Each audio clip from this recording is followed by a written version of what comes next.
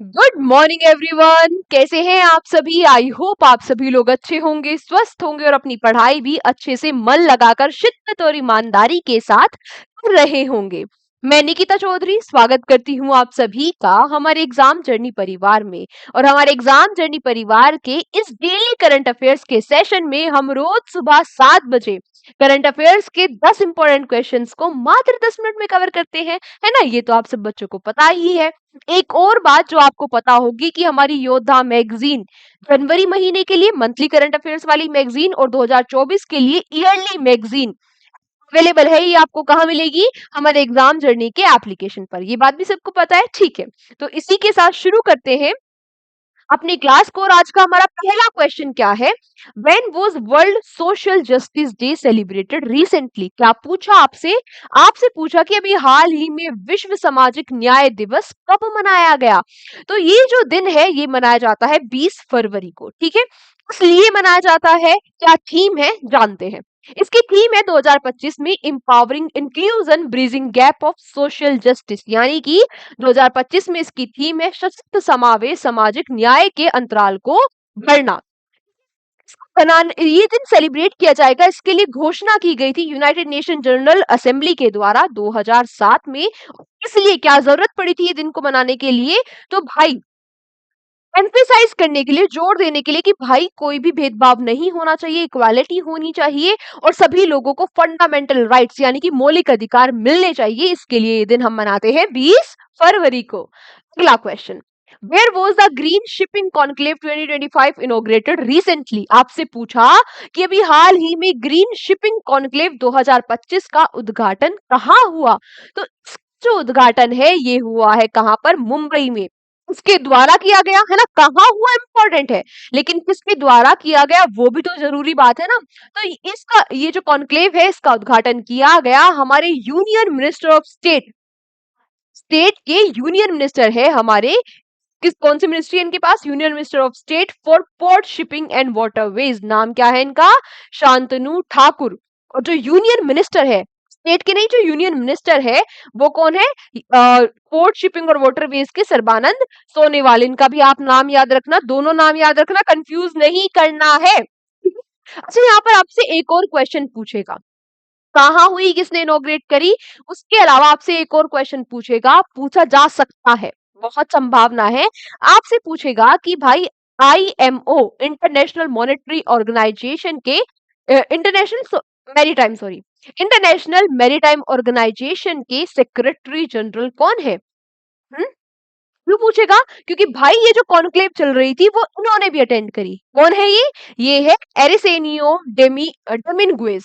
इनका नाम भी आप याद रखना। अगला प्रश्न, which country has recently joined OPEC? OPEC क्या है? OPEC है organisation of the petroleum exporting countries.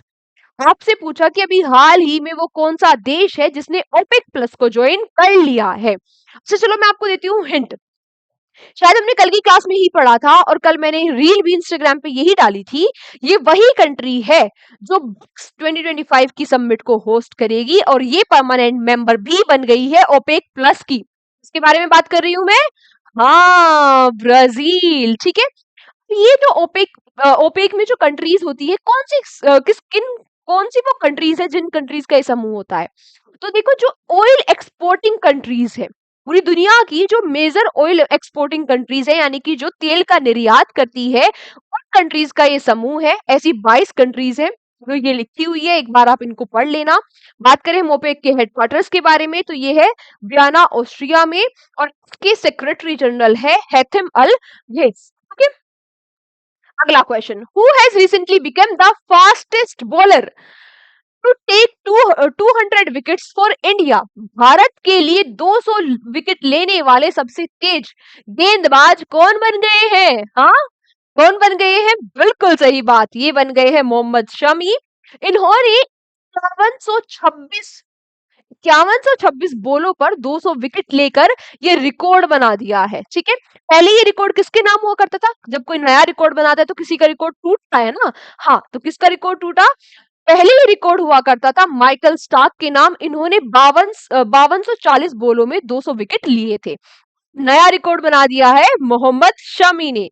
अगला question, who has been appointed as the MD and CEO by SBI cards recently? अभी हाल ही में एसबीआई कार्ड्स के द्वारा एमडी और सीईओ किसको नियुक्त किया गया है?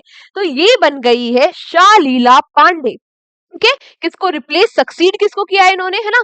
हो सकता है क्वेश्चन में आपसे ये ना पूछ के कि एसबीआई कार्ड की एमडी और सीईओ कौन बनी है, आपसे पूछ ले कि जो शालीला पांडे है अभी हाल ही में ये बन गई है एसबीआई कार्ड की सीईओ और एमडी, है ना? आपसे क्वेश्चन पूछ लेगा कि इन्होंने किसको सक्सीड किया, तो फिर क्या जवाब दोगे? हम पढ़ेंगे, वो जवाब देना। क्या देना है जवाब? अभिजीत चक्रवर्ती। ठीक है, अगला question, who released the Asia and the Pacific Sustain SDG program report? SDG यानी कि सस्टेनेबल डेवलपमेंट गोल। आपसे पूछा भी हाल ही में एक रिपोर्ट निकाली गई, the Asia and Pacific SDG progress report 2025। पूछा किसके द्वारा निकाली गई? ठीक है, किसके द्वारा निकाली गई वो तो हम जान लेंगे, वो तो हम रट भी लेंगे, लेकिन क्वेश्चन क्या है हमें पहले वो तो समझ में आए। देखो, पहले हम समझते हैं कि ये एसडीजी क्या है। एसडीजी है सस्टेनेबल डेवलपमेंट गोल। 2015 में क्या हुआ था, यूनाइटेड नेशन ने 17 ऐसी चीजें बताई थी जिनको नाम दिया गया सस्टेनेबल डेवलपमेंट गोल, यानी कि सही तरीके से विकास करने की 17 चीजें बताई थी। कितनी? 17। डायरेक्टली पूछ लेता है कि कितने सस्टेनेबल डेवलपमेंट गोल होते हैं, तो 17। ठीक है, और कहा था कि भाई हमारा टारगेट है कि ये जो 17 गोल है, ये जो हमारे 17 लक्ष्य है, इनको हमें 2030 तक अचीव करना है। क्लियर?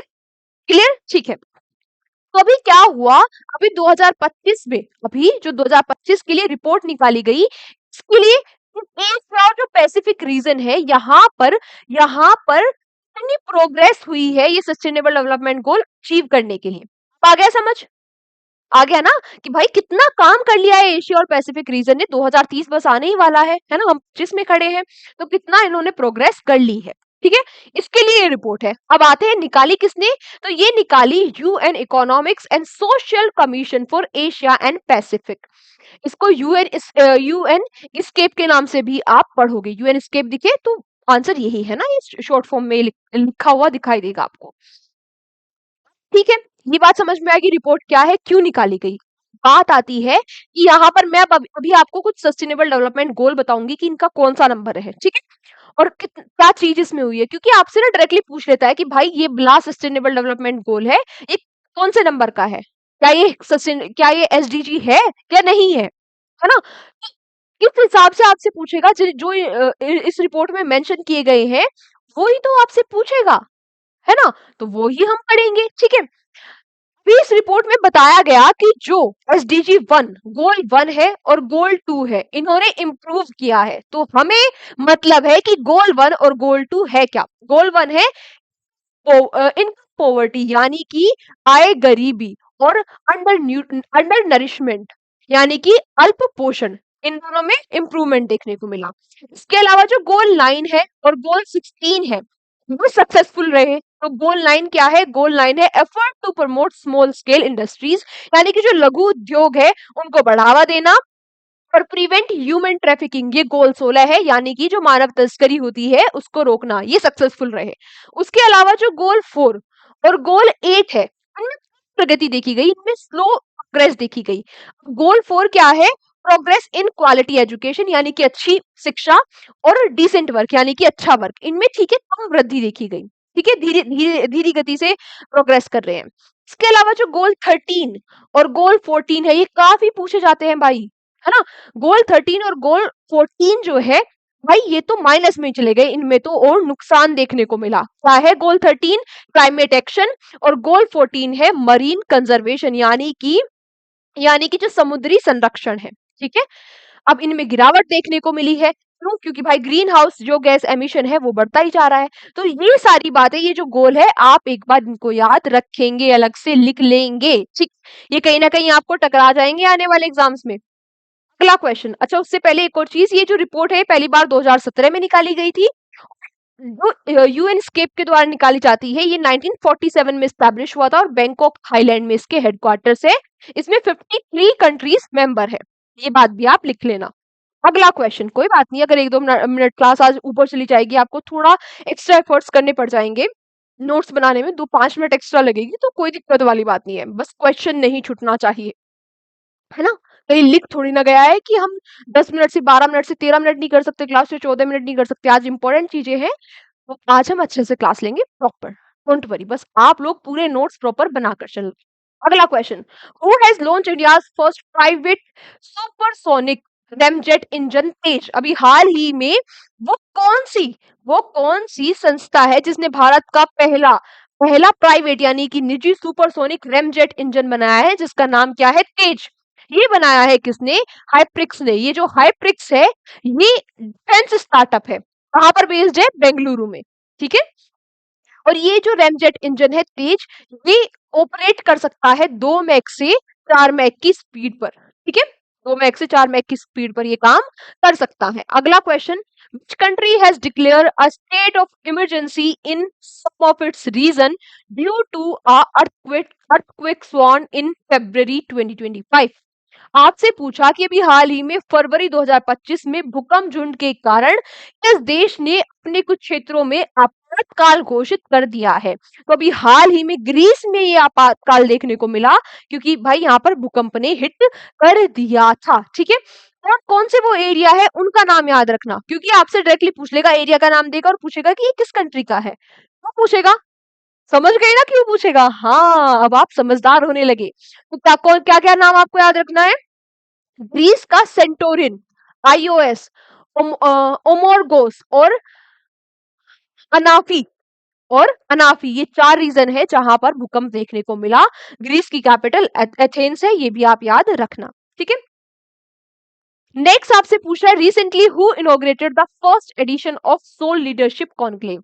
अभी हाल ही में वो कौन है जिसने उद्घाटन किया सोल लीडरशिप कॉन्क्लेव का? सही, जो सोल है इसकी फुल फॉर्म है स्कूल ऑफ अल्टीमेट लीडरशिप। इसका उद्घाटन किया है किसने? हमारे प्रधानमंत्री नरेंद्र मोदी जी ने। कहां पर?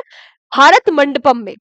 भारत मंडपम में पहला है ये, पहली बार ये जो कॉन्क्लेव है, ये सम्मेलन है, पहली बार हो रहा है, तो याद रखना इंपॉर्टेंट है, फर्स्ट एडिशन है इसका। और इसमें चीफ गेस्ट कौन है? वो भी इंपॉर्टेंट हो गए ऑटोमेटिकली। तो चीफ गेस्ट है दाशो सेरिंग टोबोगो, जो प्राइम मिनिस्टर है कहाँ के? भूटान के। इनका नाम आप याद रखना। आज का हमारा आखिरी question, where did the Indian army conducted a military exercise called Jal Thal रक्षा 2025? अभी हाल ही में भारतीय सेना ने जल थल रक्षा 2025 नामक ये सैन्य जो अभ्यास है, इसका आयोजन कहां पर किया? तो इसका आयोजन किया गया गुजरात में। जो गुजरात का वेस्ट कोस्ट है, यानी कि जो गुजरात का पश्चिम तट है, उसको उसको और मजबूत बनाने के लिए एक्सरसाइज कंडक्ट कराई गई। किसने इसमें पार्टिसिपेट किया? हाँ, हुई कहां पर? गुजरात में पार्टिसिपेट किया। इसमें इंडियन आर्मी की हमारी जो 11th इन्फेंट्री डिवीजन है अहमदाबाद में, इसके अलावा 31st इन्फेंट्री डिवीजन ब्रिगेड जो है जामनगर में, इसके अलावा कोस्ट की रक्षा कर रहे हैं तो कोस्ट गार्ड तो पार्टिसिपेट करेगा ही ना। और किसने करा? मरीन पुलिस ने भी इसमें पार्टिसिपेट जो है वो करा है, भागीदारी ली है। आज आपके लिए क्वेश्चन फॉर यू, आज आपके लिए क्वेश्चन फॉर यू क्या है? क्वेश्चन फॉर यू है, आपको मुझे बताना है कि जो धर्म गार्डियन एक्सरसाइज है वो किसके बीच में होती है, ठीक है। धर्म गार्डियन एक्सरसाइज किसके बीच में होती है? युद्ध अभ्यास एक्सरसाइज किसके बीच में होती है? और साइक्लोन एक्सरसाइज किसके बीच में होती है? इस तीनों का आंसर आप मुझे कमेंट बॉक्स में करेंगे। आज के सेशन को हम यहीं तक रखते हैं, कल की क्लास में आप सभी प्यारे प्यारे बच्चों से फिर से मुलाकात होगी। अच्छे से शिद्दत और ईमानदारी के साथ मन लगाकर मेहनत करते रहिए, पढ़ाई करते रहिए, है ना। 2025 में सिलेक्शन लेना है, दैट्स इट। और पढ़ाई कैसे करनी है वो तो हमें अच्छे से पता ही है। तो चलो मिलते हैं आपसे कल के सेशन में। तक रिवीजन भी कर लेना कल की क्लास को अटेंड करने से पहले। आज एक बार ये जो हमने सेशन लिया है इसका रिवीजन साथ के साथ ही कर लेना, ठीक है। टेक केयर, बाय बाय, मिलते हैं आपसे कल।